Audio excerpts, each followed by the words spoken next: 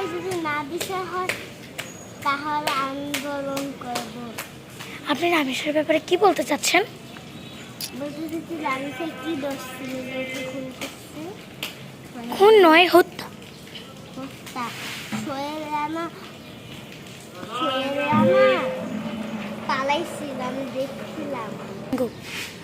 রামেশ্বর কি বড় অপরাধ ছিল? রামেশ্বর অনেক বড় অপরাধ ছিল, ওরা বাংলাদেশে যাবে জন্মগ্রহণ করছে। আচ্ছা, তো রামেশ্বর কিভাবে মারা গিয়েছিল এটা একটু এক্সপ্লেন করতে পারবেন, মানে বলতে পারবেন? সোহেল রানা ওর গলা কাটছে, গলাটা বালতিতে চুপ দিছে 100 বার, যদি রক্ত না থাকে তারপর রেখে দিচ্ছে। আচ্ছা, ওর হাতটাকে কই রাখা হয়েছে? হাত তো আমি জানি না, কিন্তু ওর শরীরটা জানি, খাতে নিছে।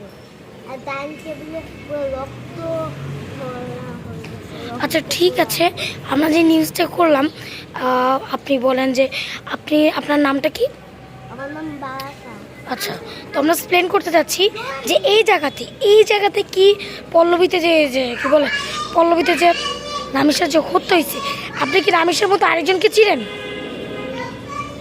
আচ্ছা, তিনি কে? আসিয়া। আচ্ছা, আসিয়াকে কিভাবে মারা হয়েছিল? ওকে ব্লেড দিয়ে কেটে মেরে। আচ্ছা, তো আপনি কি বলতে চান ধর্ষণের ব্যাপারে? হ্যাঁ, বাংলাদেশে ধর্ষণের ব্যাপারে কি বলতে চান? বাংলাদেশের ব্যাপারে জি।